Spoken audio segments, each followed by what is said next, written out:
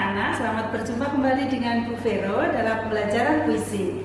Kali ini ya kita akan belajar untuk mengidentifikasi tema, suasana, dan makna sebuah puisi. Ya, sebelum kita mulai pelajaran hari ini, ya, baiklah, Ibu kembali mengingatkan ya, di masa ini masih masa pandemi ya. Kita jalankan protokol kesehatan dengan baik ya, walaupun di rumah saja kita tetap selalu hidup bersih, menjaga pola makan dan teratur berolahraga. Ibu juga mengingatkan jangan lupa untuk terus berdoa supaya pandemi yang ada di negara kita segera selesai, kita bisa berjumpa atau dapat berjumpa, bertatap muka kembali, saling bertegur sapa di kelas, saling berdiskusi dengan teman-teman dan dengan Bapak Ibu guru. Baiklah anak-anakku ya, seperti yang sudah ada di layar ya, untuk materi pembelajaran hari ini adalah tentang puisi. Seperti yang sudah kita lakukan pada pembelajaran di Google Classroom beberapa hari yang lalu ya, atau lebih tepatnya 1 minggu yang lalu ya. Untuk kade yang akan kita capai pada materi hari ini adalah mengidentifikasi suasana, tema, dan makna beberapa puisi yang terkandung dalam antologi puisi yang diperdengarkan atau dibaca. Jadi kita mengidentifikasi.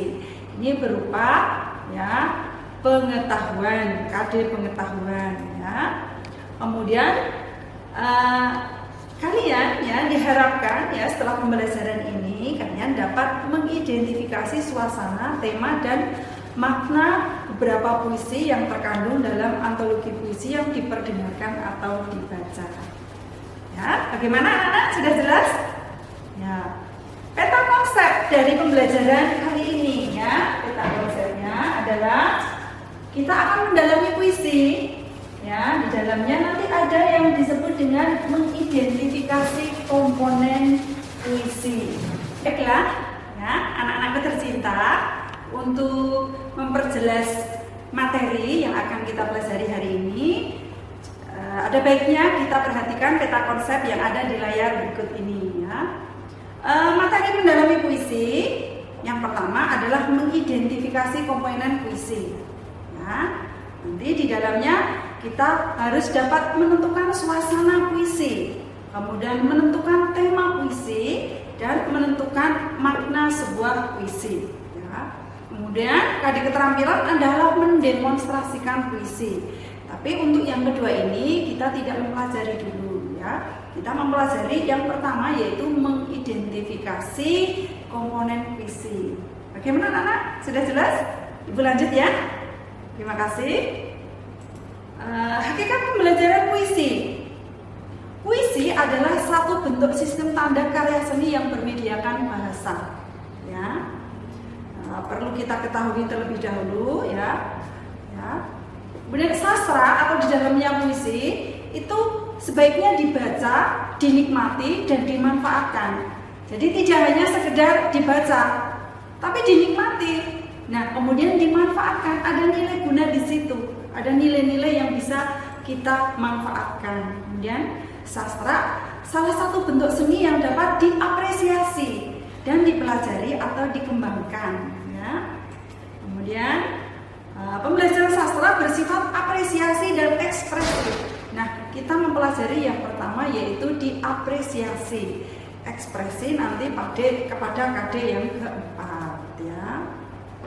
Hakikat pembelajaran sastra, nah, termasuk di dalamnya adalah puisi ya, bahwa karya seni itu ada, termasuk di dalamnya adalah sastra. Sastra ada puisi, ada cerpen dan sebagainya. Karya sastra ini bermediakan bahasa.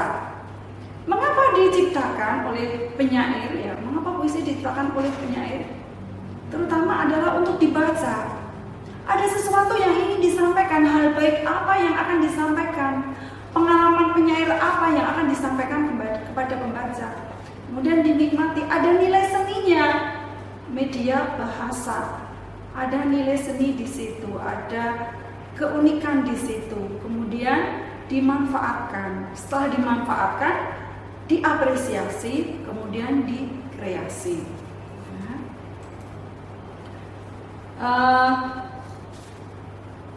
Kita perlihatkan ya, Ibu perlihatkan video pembacaan puisi dari teman kalian yang bernama Mbak Hanum Tiara atau Tiara Hanum, kelas 10 MIPA 7 pada semester 1 ya. Ibu bimbing, kemudian menang dalam lomba FLSN baca puisi tingkat provinsi, juara yang ketiga. Silahkan menikmati ya anak ya, dinikmati baik-baik, disimak baik-baik bahwa dengan hanya membaca puisi kita dapat berprestasi. Ini dapat digunakan untuk nanti melanjutkan ke jenjang yang lebih tinggi, yaitu ke jenjang perkuliahan dengan menggunakan jalur prestasi ya. Jadi sekecil apapun mungkin yang dianggap sepele, kalau kita gunakan kesempatan ini dapat menghasilkan sebuah prestasi.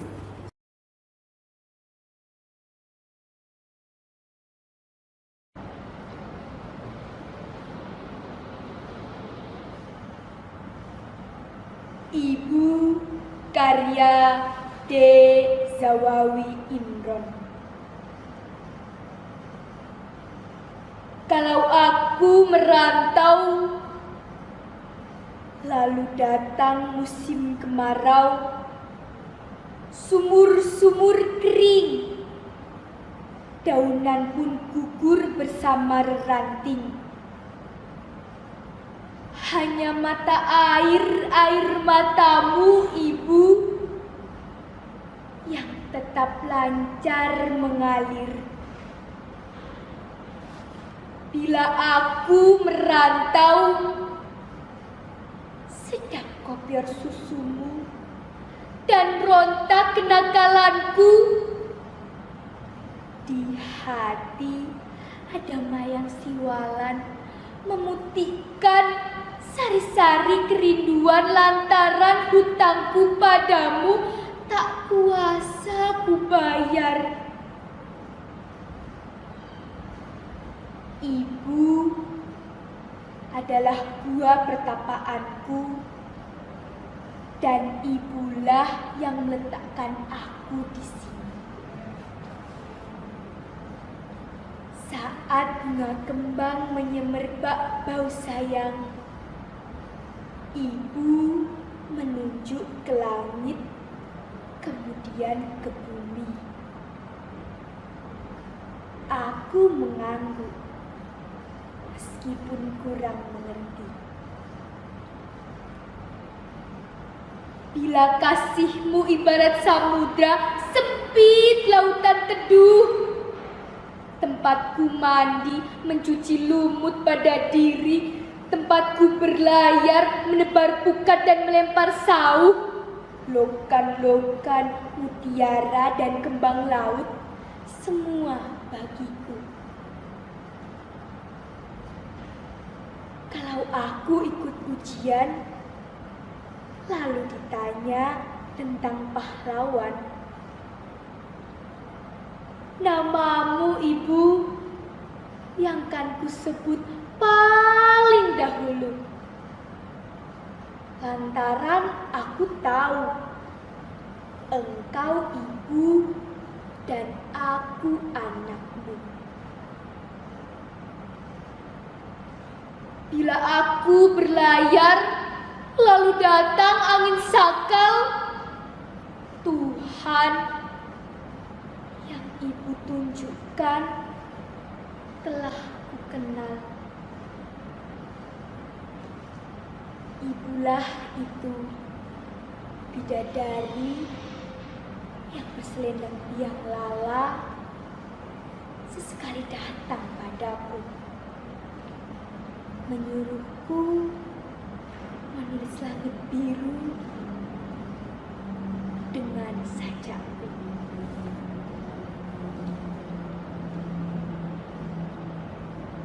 Beri Daku Sumbang, karya Taufik Ismail. Di Uzbekistan ada padang terbuka dan berdebu.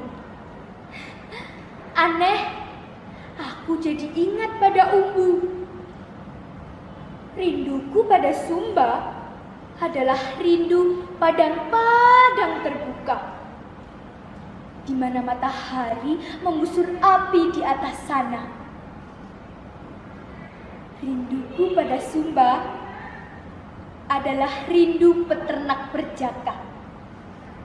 Bila mana peluh dan tenaga tanpa dihitung harga. Tanah rumput, topi rumput, dan jerami bekas rumput.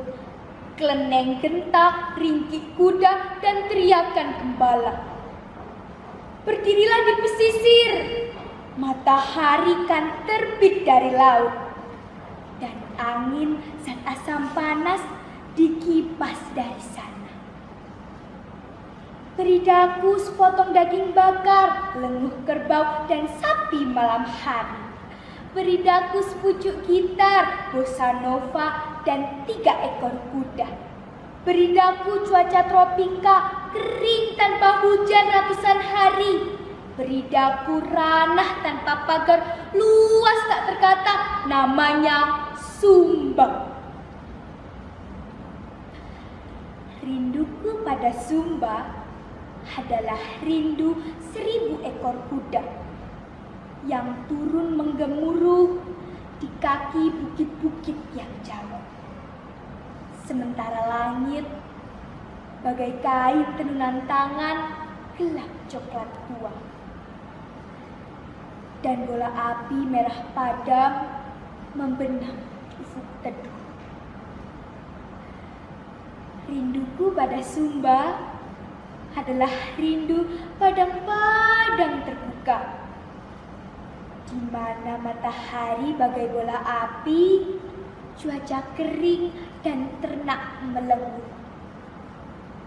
Rinduku pada Sumba adalah rindu 1000 ekor kuda yang turun menggemuruh di kaki bukit-bukit yang jauh. Baiklah anak-anak, demikian penampilan dari Mbak Hanum. Bagus kan? Bagus sekali ya. Ya bagus, juara 3 ya, juara 3. Ketika Anda mendengarkan pembacaan puisi tersebut ya, mungkin ada yang merinding ya, karena ini bercerita tentang ibu. Ya. Bagaimana seorang ibu itu dirindukan oleh anak-anaknya. Ya, seperti dalam teks tersebut. Ya, yang ada di layar. Ya. Ada beberapa kata yang merupakan kata kunci. Kala aku merantau, lalu datang musim kemarau, ya, sumur-sumur kering. Nah ini kan ada keindahan di situ. Kala aku merantau, mungkin dari teman-teman Anda ada yang merantau ke Jogja karena orang tuanya di luar daerah. Bagaimana perasaannya ketika berpisah dengan ibu? Ini digambarkan oleh Zamawi Imron dalam puisinya yang berjudul Ibu yang telah dibawakan oleh Mbak Tiara. Kemudian puisi yang kedua ya, berjudul Beri Daku Sumba karya Taufik Ismail. Sumba itu daerah mana? Ya, Sumba adalah daerah Indonesia bagian timur, terkenal dengan sekarang itu sei sapi ya, yang sedang terkenal itu sei sapi. Jadi daging bakar, enak sekali. Saya suka sekali di Jogja, cabangnya sudah sangat meriah. Jadi ternyata kebudayaan, makanan dan khas di negara kita, di beberapa negara, di beberapa tempat di negara kita mulai dikenal oleh seluruh rakyat Indonesia, termasuk di dalamnya adalah Sumbawa. Ya, bagaimana kerinduan atau apa ya? Ini Taufik Ismail itu belum pernah ke Sumba pada waktu menulis puisi ini, tapi dia membayangkan melalui cerita temannya bagaimana keadaan Sumbawa dengan budayanya, dengan sabananya, dengan dan sebagainya. Kemudian digambarkan dalam puisi. Jadi kerinduan ke suatu tempat yang belum pernah didatangi. Jadi kerinduan dalam imajinasi. Pernah ya? Jadi tidak perlu ke sana-sana. Kita cukup berimajinasi sudah terhibur. Ya. Beri daku Sumba. Oke. Rinduku pada Sumba adalah rindu 1000 ekor kuda. Di sana terkenal dengan kuda yang turun bergemuruh di kaki-kaki bukit yang jauh. Jadi rinduku pada Sumba adalah rindu 1000 ekor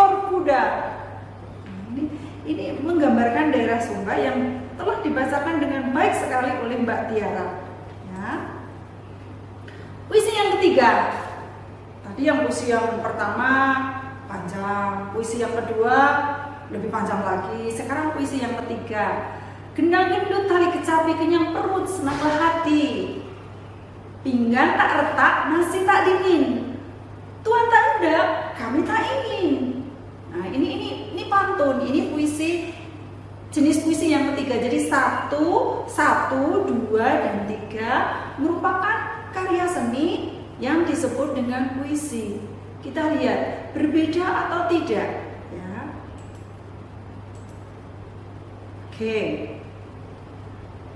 Asumsi pengembangan kurikulum atau sastra dalam kurikulum kita ya, bahwa setiap anak itu memiliki bakat dan kemampuan ya.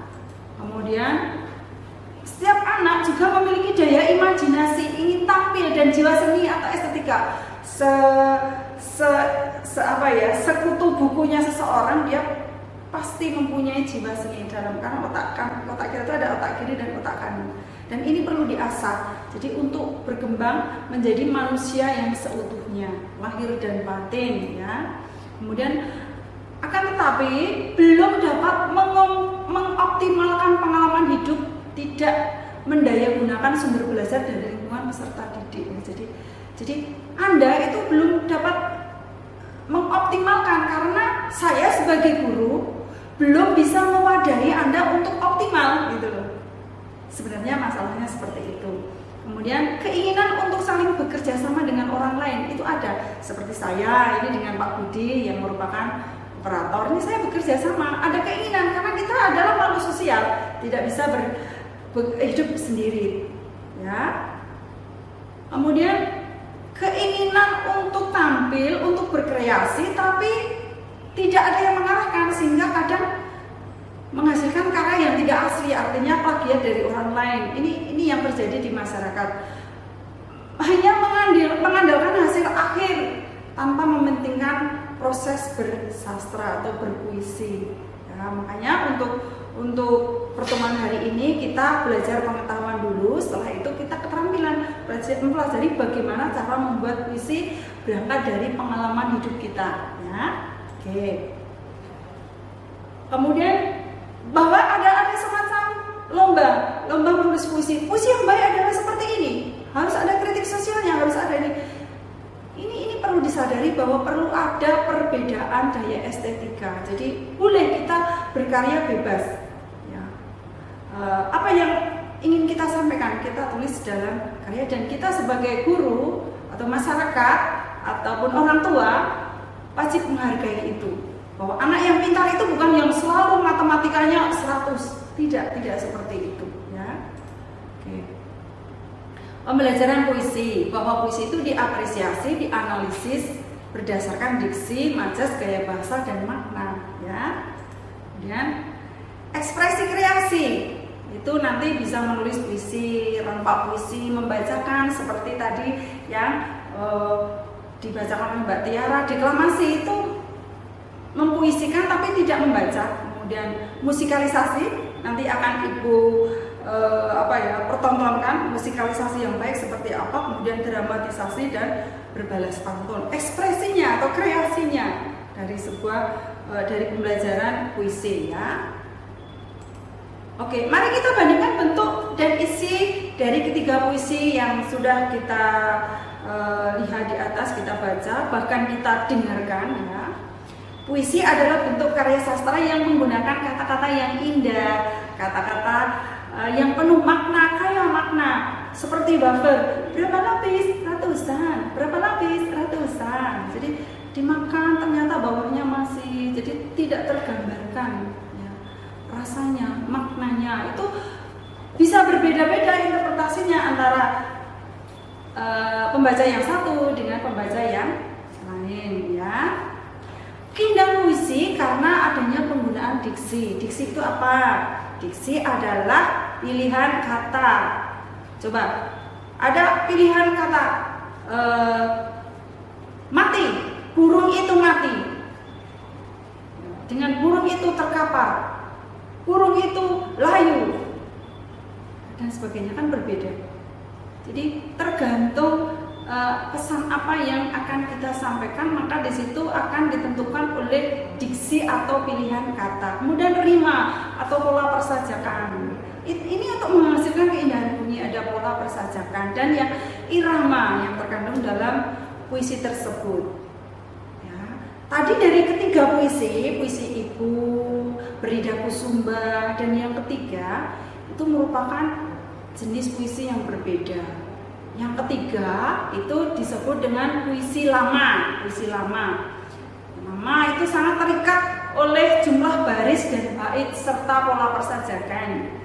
Puisi apa saja yang termasuk dalam puisi lama? Yang pertama adalah mantra, yang kedua adalah pantun. Ya, di dalamnya ada pantun berkait, ya, pantun kilat, kemudian ada talibun, gurindam dan syair. Ya. Kemudian puisi baru seperti yang dibacakan oleh Mbak Tiara, ya, tidak terikat oleh ketentuan banyaknya baris, bait dan pola persajakan. Ya. Tidak terikat. Jadi orang modern kan lebih bebas berekspresi. Bahkan ada puisi itu ada hanya gambar saja atau hanya rangkaian huruf tanpa makna sepertinya. Kalau orang awam membaca kayak mudeng, iki opo? Orang mudeng itu. Maaf saya menggunakan bahasa Jawa karena saya berada di daerah Jawa untuk lebih mengekspresikan tanggapan ketika terjadi atau ada puisi dengan kondisi yang mungkin berbeda, ya. Oke. Bagaimana anak-anak? Sudah jelas? Sudah paham? Ya, baiklah, Ibu lanjutkan, ya. Mari kita bandingkan bentuk dan isi dari ketiga puisi di atas, ya. Tadi sudah. Ada puisi lama, puisi baru, bentuknya. Kalau puisi lama seperti apa, puisi baru isinya, ya. Tadi sudah setelah sepintas sudah kita lihat. Mari kita bandingkan ketiga puisi di atas. Ibu, Beridaku Sumba dan pantun. Puisi Ibu tidak terikat oleh jumlah baris dan bait. Setiap baris dan bait mungkin berbeda. Pola persajakan juga tidak begitu ketat. Tapi pada puisi Ibu lebih menekankan pada apa yang ingin disampaikan. Beridaku Sumba ini lebih menggunakan gaya bahasa yang sederhana, ya, sederhana, mudah dipahami, ya. Kemudian pantun itu ada sampiran, ada isi, ya. Kemudian ada pola persajakan yang ada ketentuan tertentu. Nah, ini yang ketiga tadi disebut dengan pantun. Jadi dari ketiganya berbeda, ya, berbeda. Kemudian kita saksikan video musikalisasi berikut ini, ya. Kita simak, Anda simak dengan baik. Ini adalah merupakan ekspresi lain dengan cara membaca puisi yang disebut dengan musikalisasi puisi. Anda yang mempunyai keterampilan untuk mengaransemen sebuah lagu, puisi ini diaransemen menjadi sebuah lagu, ya, dengan tidak boleh, ya, melencengkan. Melencengkan itu apa, ya? Makna tidak boleh keluar dari puisi yang sesungguhnya atau yang sebelum digubah, ya. Jadi harus diperhatikan frasa, pemenggalan frasa, kemudian kalimat dan sebagainya harus diperhatikan supaya makna tidak berubah. Ya. Oke, bagaimana, menarik bukan? Ini dibacakan oleh teman anak dari SMA 2 Pati, ya. Ternyata menjadi juara nasional lomba musikalisasi puisi. Dan sangat bagus, ya, sangat bagus, ya. Itu adalah salah satu cara untuk menikmati puisi, ya, untuk menikmati puisi. Di samping hanya membaca dalam hati, kemudian membaca disuarakan, ya. Sekarang kita bahas materi yang pertama yang akan kita identifikasi, yaitu tema puisi. Puisi menyajikan satu keutuhan tema. Dalam puisi itu kan beberapa bait saja ya, atau beberapa baris saja. Ya, walaupun begitu, karena kata-kata dalam puisi itu padat makna, ya, walaupun sedikit, tidak sampai satu buku jumlahnya atau tidak berlembar-lembar, tetapi mempunyai satu keutuhan tema. Tema adalah ide dasar yang mendasari sebuah tulisan, termasuk puisi. Tema puisi menjadi inti dari makna atau pesan yang ingin disampaikan penyair ya, dalam puisinya. Meskipun bahasa yang digunakan dalam puisi cenderung bermakna konotatif, walaupun ada beberapa puisi yang sangat sederhana dengan katanya bermakna denotatif, tapi banyak puisi bermakna konotatif untuk mendapatkan beratus-ratus lapis makna tadi ya. Tetapi tema puisi pasti hanya satu kesatuan ya, yang ditunjukkan dengan penggunaan kata-kata kunci dalam puisi tersebut. Nah, nanti kita akan belajar kata-kata kuncinya seperti apa. Tema puisi akan sangat menentukan penyair dalam memilih kata-kata yang digunakan dalam puisinya. Nah, kita mempunyai satu hal, yaitu kata-kata kunci ya. Diingat ya anak-anak ya. Nah, baiklah, kita analisis puisi dari Sapati Djoko Damono, judulnya Aku Ingin. Ya, aku ingin mencintaimu dengan sederhana, dengan kata yang tak sempat diucapkan kayu pada api yang menjadikannya aku. Aku ingin mencintaimu dengan sederhana, dengan isyarat yang tak sempat disampaikan awan kepada hujan yang menjadikannya tiada. Ini ada kata-kata kunci yang Ibu tandai merah ya. Aku ingin mencintaimu. Aku ingin mencintai. Orang mencintai itu kan karena kasih sayang ya. Kasih sayang. Jadi temanya tentang kasih sayang. Ada kata-kata kunci seperti ini. Jadi kasih sayang yang ikhlas. Aku ingin mencintaimu dengan sederhana, dengan kata yang tak sempat diucapkan oleh kayu. Diucapkan kayu pada api yang telah menjadikan aku. Bahkan ucapan terima kasih belum sempat. Ini adalah cinta yang ikhlas. Siapa? Api. Si api ini yang membakarnya telah menjadi abu ya. Kemudian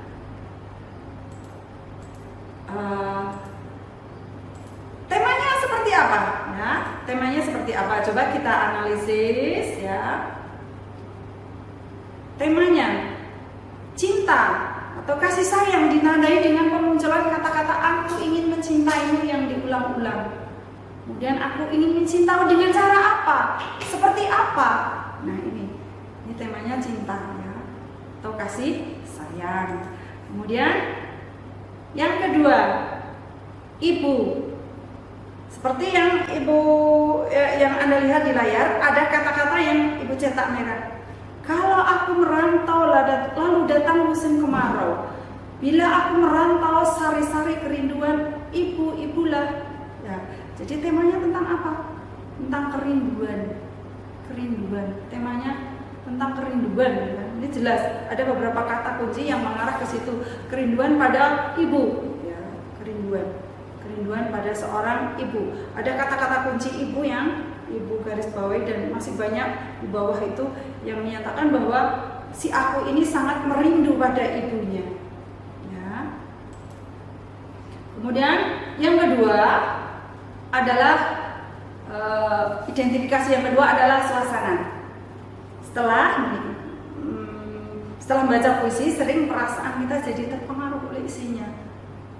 Ada yang menangis ya, ada yang marah, ada yang bersemangat. Puisi yang baik senantiasa mampu meninggalkan kesan. Ya, kesan tidak hanya kesan-kesan yang mendalam. Nah, kalau Anda melihat film dan pesan-kesannya itu masih terngiang dalam waktu 1 tahun bahkan 6 bulan itu masih terngiang. Jalan ceritanya, ini ya. Nah, itu artinya karya itu bagus. Jadi karya yang bagus adalah ketika meninggalkan kesan yang mendalam bagi perasaan membaca. Ya, misalnya sebuah puisi cinta yang membuat hatimu menjadi berbunga-bunga, atau kritik sosial yang membuat perasaan kemanusiaanmu tersentuh. Ya, itulah yang disebut sebagai suasana. Suasana itu apa? yang ibu garis bawahi atau yang ibu cetak merah, coba diperhatikan, yaitu keadaan jiwa, ya, keadaan jiwa pembaca setelah membaca puisi tersebut. Keadaan jiwanya menjadi bagaimana? Ya. Dengan kata lain, suasana merupakan akibat psikologis, ya, yang ditimbulkan puisi itu, ya, terhadap pembaca. Suasana ialah keadaan jiwa pembaca setelah membaca puisi itu. Ya. Contohnya adalah sebagai berikut, ya. Contohnya, suasana dalam puisi Aku Ingin, ya. Aku ingin mencintaimu dengan sederhana, dengan kata yang tak sempat diucapkan kayu kepada api yang menjadikannya aku. Ya. Sangat romantis, ya, penuh keharuan. Ya.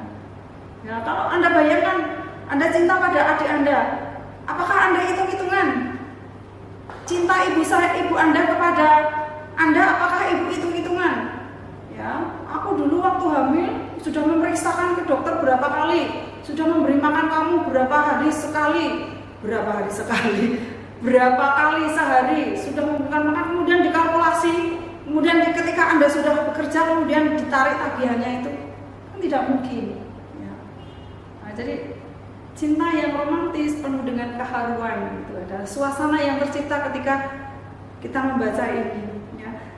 Aku ingin mencintaimu dengan sederhana, dengan isyarat yang tak sempat disampaikan awan kepada hujan yang menjadikannya tiada.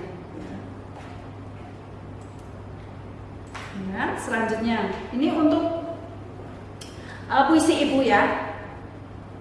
Kalau aku merantau lalu datang musim kemarau, sumur-sumur kering, daunan pun gugur bersama reranting, hanya mata airmu ibu yang tetap lancar mengalir. Ketika tidak ada kasih sayang, tidak ada rezeki, sedang terpuruk, orang lain tidak memperhatikan, hanya ibu yang selalu mendoakan.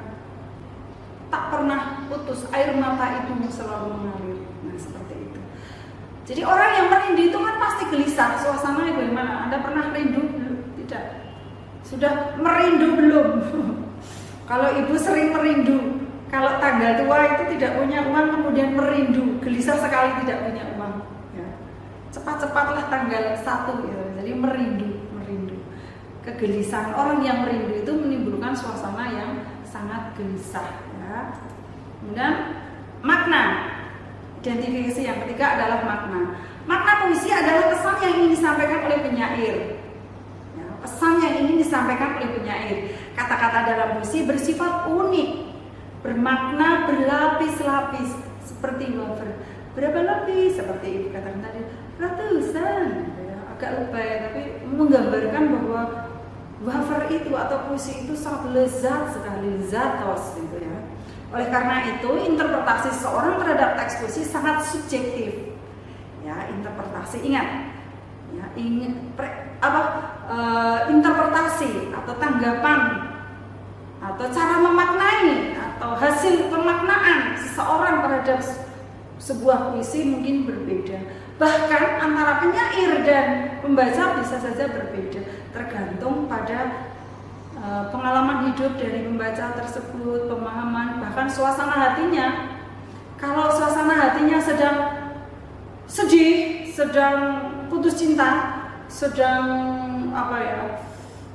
tidak punya semangat, kemudian membaca puisi yang penuh dengan suasana menyedihkan juga, respeknya akan lebih berbeda. Ini dalam menanggapi ya, kejiwaannya lebih semakin terpuruk gitu. Jadi lebih dapat mendalami gitu ya. Contohnya seperti apa? Makna Aku Puisi, ya. Cinta yang penuh dengan ketulusan dan keikhlasan, ya. Kemudian makna puisi diksi yang dituliskan sangatlah sederhana, namun di balik itu dapat makna yang sangat dalam ya perwujudannya. Di dalam baris yang tertulis Aku ingin mencintaimu dengan sederhana, sangat jelas Sapardi menggambarkan perasaan yang sangat mendalam tentang cara ya seseorang mencintai dengan tulus apa adanya. Kan cara tadi menjadikan kayu menjadi abu, menjadikan hujan menjadi tiada. Nah, ini kan tentang cara mencintai. Mungkin ada yang mencintai tanpa kata-kata, ada yang mencintai dengan penuh kata-kata tapi tanpa perbuatan dan sebagainya. Cara mencintai. Ini cara mencintai yang baik, cintai yang tulus ya. Oke. Nah, anak-anak bagaimana? Sudah paham? Sudah jelas? Mudah-mudahan jelas ya. Mudah-mudahan dengan penjelasan Ibu kalian semakin mencintai karya puisi sastrawan kita, penyair kita. Bahkan Anda pun nanti dapat menjadi seorang penyair dengan beberapa teknik yang nanti kita pelajari bersama-sama setelah KD ini. Jadi untuk pembelajaran kali ini dapat kita simpulkan bahwa untuk identifikasi tema, ya, kita harus mengetahui bahwa tema merupakan inti dari makna atau pesan yang ingin disampaikan penyair dalam puisinya. Ya. Kemudian suasana, keadaan jiwa pembaca setelah membaca puisi, efek psikologis. Kemudian makna, ini masih kosong ya. Makna, sengaja Ibu kosongkan, maaf. Sengaja Ibu kosongkan. Makna tadi apa makna? Ya, makna tadi apa? Ya, makna adalah ya interpretasi apa